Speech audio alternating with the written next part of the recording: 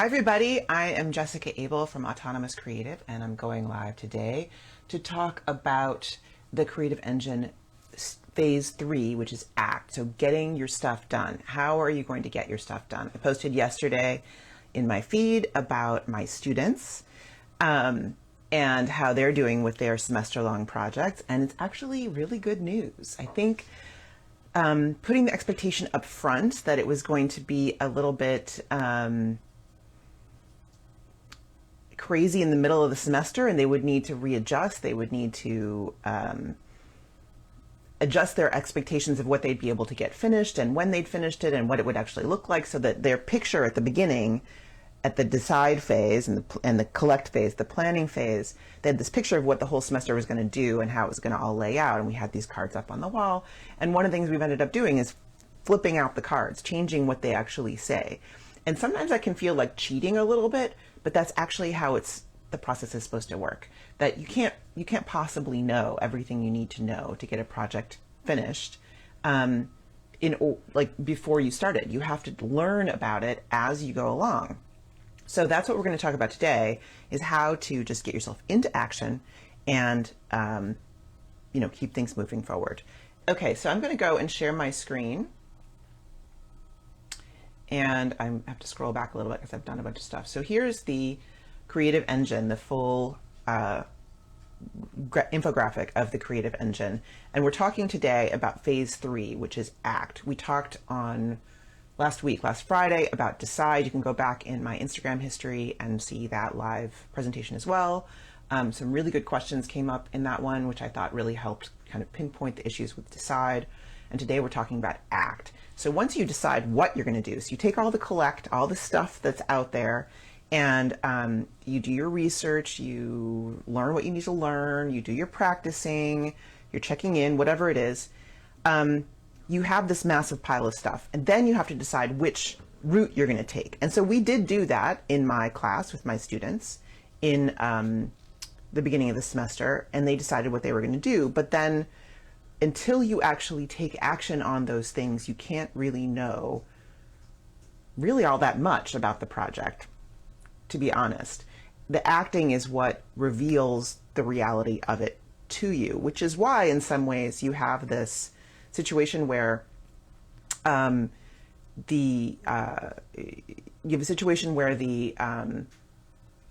get into the project and you realize that it wasn't what you thought it was going to be. It may not actually meet your needs in terms of what the project was supposed to do for you. And so you end up going back and redeciding and wanting to do something different. And that, as I was saying about my students, can sometimes feel like failure.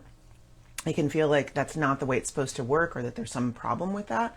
But in fact, that's actually an accurate representation of what it's like to put yourself into a situation and learn as you go.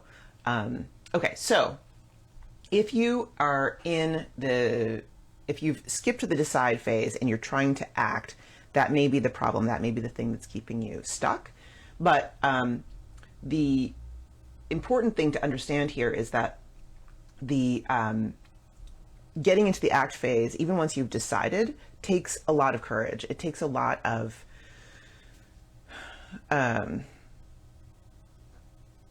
kind of reckless energy almost sometimes, that it's not necessarily a moment of deliberation and like, okay, this is exactly how it should be and everything's under control and I feel great about this. If you are feeling like things are a little like unstable in that moment, that is also completely an okay way to feel and is to be expected in some ways. It is really scary. These are my students revising their timelines once they're in the ACT phase.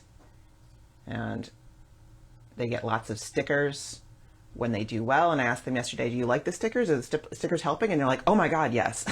Like, don't stop the stickers. Don't stop giving out stickers. And I was like, okay, yes, we are going to keep with the stickers. I just wanted to make sure I wasn't treating them in a way that felt infantilized, you know? All right. So stickers, good things. What I was getting to is this idea that it takes a sort of a leap of faith that it's going to work out, that it's going to be okay, and that you're going to be able to get what you need, and go back to the collect phase and get the materials you need, the help you need after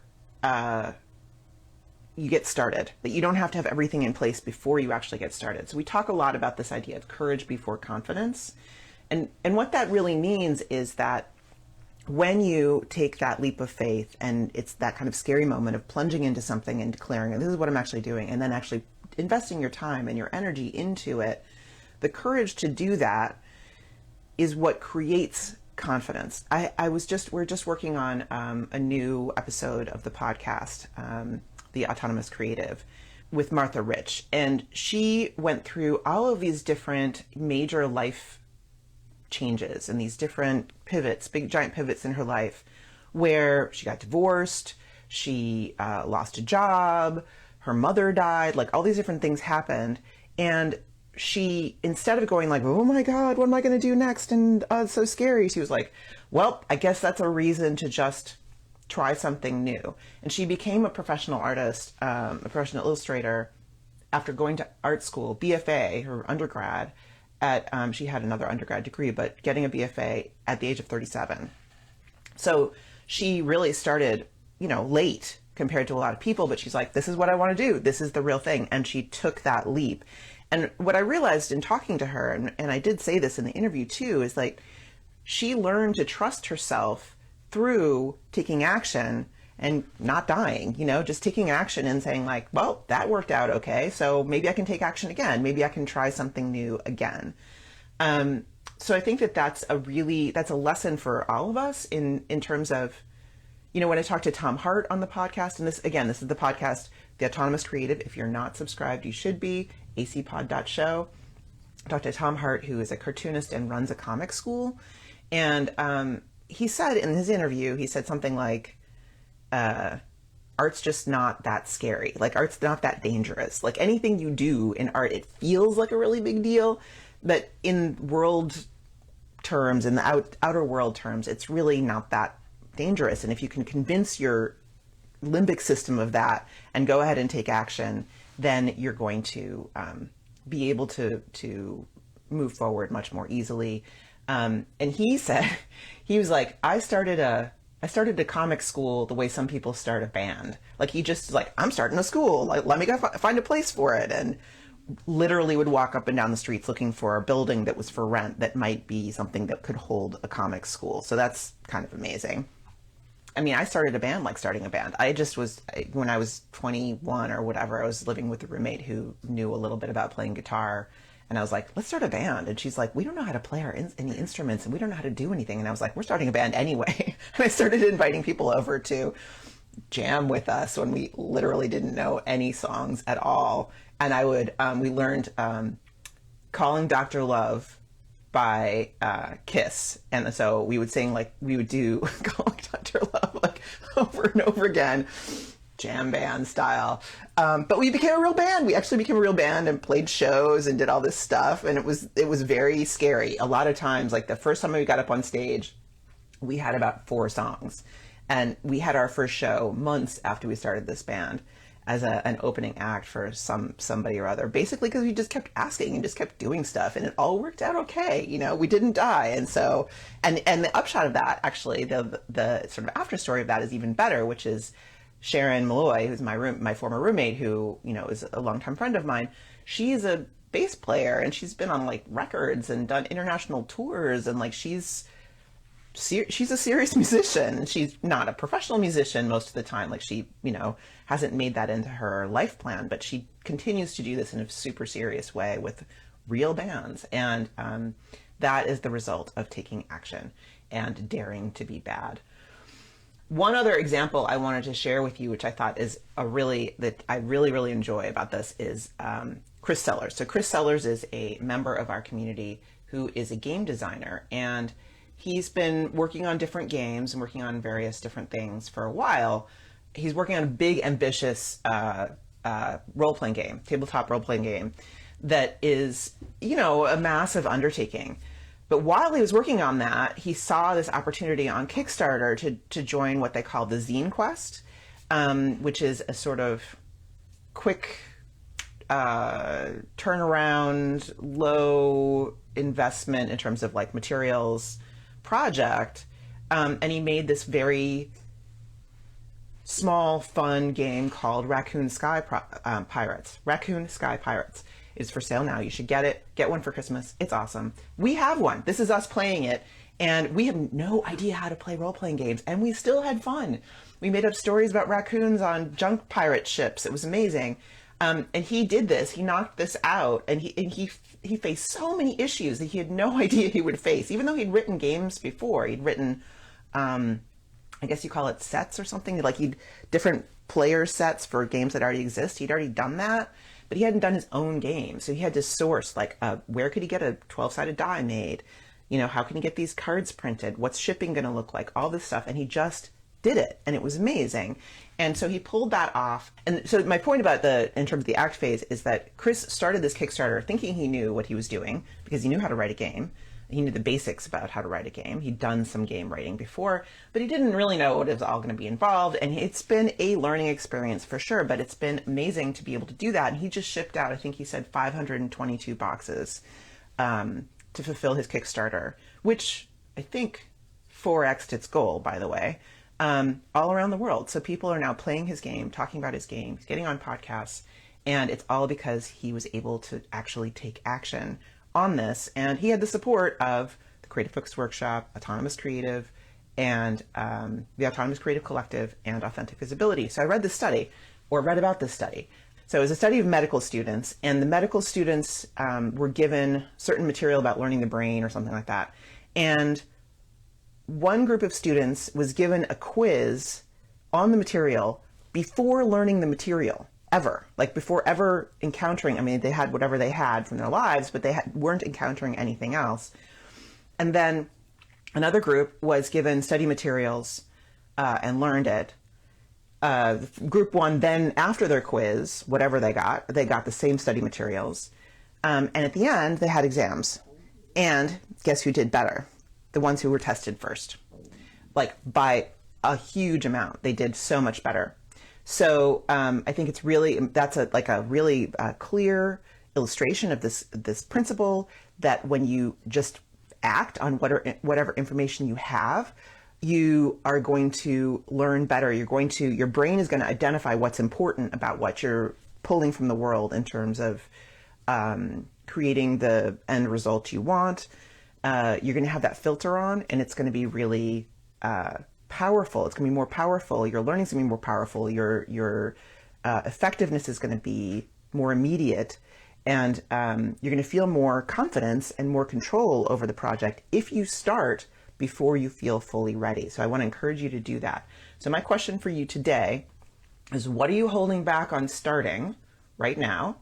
And what is one action you can take today that's 20 minutes or less? What is a 20-minute or less action that you can take on something that you don't feel fully confident about, but you want to start moving on?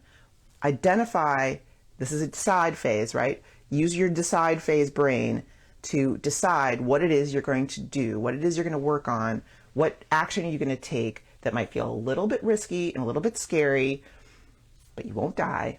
And you can do that within a 20-minute period. I want to just say one more thing, which is that the fourth phase, which we haven't discussed, and I don't have a live planned on it, although I'm open to suggestion if people want to have that, is the reflect phase. So the reflect phase is when you take whatever you've learned, and it could be on a daily basis, weekly basis, quarterly, after an entire project. The reflect phase, all of these phases can happen on very short cycle and also on a very long cycle.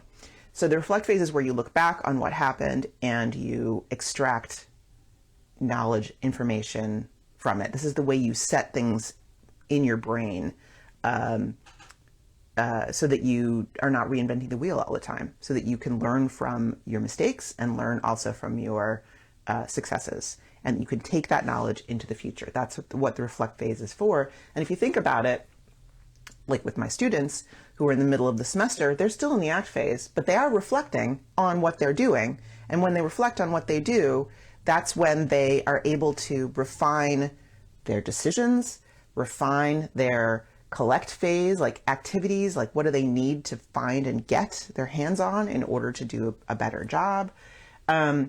All of those things are going to be more refined and more on point because they are reflecting. I have them do a weekly reflection every week in class. They have to think back on what worked, what didn't work, what do they want to bring forward, do this week, and how are they going to do things differently. This is an incredibly important phase that also often gets skipped. Lou says, how do you know if you are in the act, but find yourself diving back in to decide if it's necessary or just fear and perfectionism? How do you differentiate? I think that's a really good question, and I'm not sure there's any one specific answer to that, because the line between those things isn't necessarily hard and fast. I think you have to check in with yourself to a certain extent and say, is what's going on with me right now, is it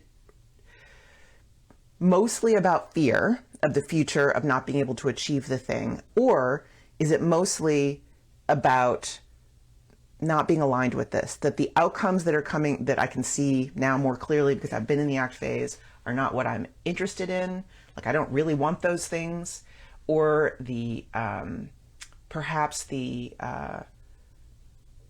actual modality of doing the work you realize is just not going to function for you. It's not how you want your life to be. Those are real reasons to switch gears. If you're just thinking like, wow, this is going to be really hard and really challenging, I think that's where it becomes a real gray area, where then sometimes it's like, well, okay, I need to commit to this. I need to do the thing. I need to learn what I need to learn in order to, make this happen, because the outcomes of this are so important to me. And the modality of it is something I enjoy at a basic level, even if I'm feeling really challenged right now. Or if it's just like, this is really, really hard and I'm not interested in doing that much hard work. Like those are, I think that those are, that's a distinction there. So it's like kind of thinking about, are the outcomes something I'm still really committed to? Whatever the outcomes are, I hope that will come out of this project. And is the modality of working something that I'm basically interested in? If those things are both true, then I think you have to question the change of direction much more, intensely. Like give it a higher bar, essentially, to let it stop you. Have a great weekend, and I will see you next time. Bye.